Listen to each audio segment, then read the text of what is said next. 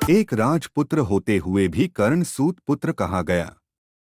कर्ण एक महान दानवीर था। अपने प्रण और वचन के लिए कर्ण अपने प्राणों की भी बलि दे सकता था।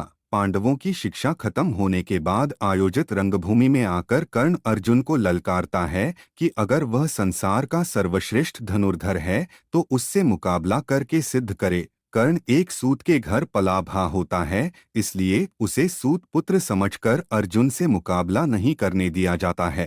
पांडवों के प्रखर विरोधी दुर्योधन को यहाँ एक अवसर दिखता है और वह फौरन कर्ण को अंग देश का राजा घोषित कर देता है और कर्ण को अपना मित्र बना लेता है। दुर्योधन के इस कृत्य से कर्ण के दुखते घावों पर मरहम लग जाता है, लेकिन समय सीमा खत्म होने के कारण रणभूमि में कर्ण अर्जुन का मुकाबला टल जाता है।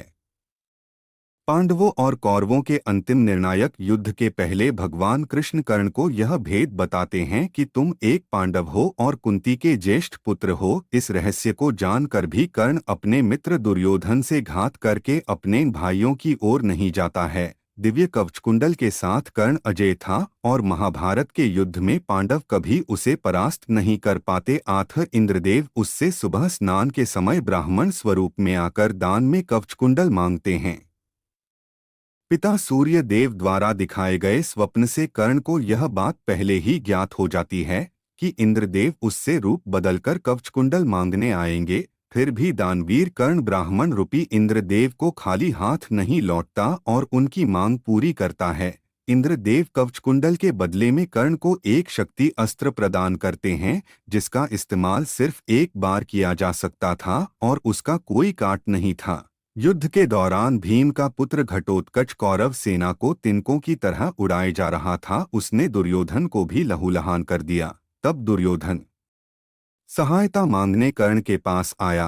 कर्ण शक्ति अस्त्र सिर्फ अर्जुन पर इस्तेमाल करना चाहता था, पर मित्रता से विवश होकर उसने वह अस्त्र भीम पुत्र घटोत्कच कर चला दिया और उसका अंत कर दिया। इस तरह अर्जुन सुरक्षित हो गया।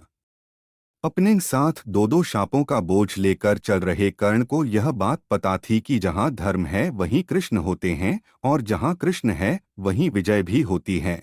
फिर भी उसने न दुर्योधन के एहसान भूलकर उससे घात किया और न ही अपनी दानवीरता से कभी पीछे हटा। हो सके तो किसी के ऋणी मत बनो, और एक बार अगर किसी के ऋणी बन ही जाओ तो ऋण चुकाने में आनाकानी मत करो। अगर कोई कुछ मांगने आए तो उसे निराश नहीं करना चाहिए, जितना संभवतः हो उसकी मदद करनी चाहिए। मुसीबत में एक दूसरे की मदद करना ही इंसानियत है। दोस्तों, कहानी कैसी लगी आप अपने विचार कमेंट्स कीजिए। मिलते हैं अगले वीडियो में। आपका बहुत बहुत धन्यवाद।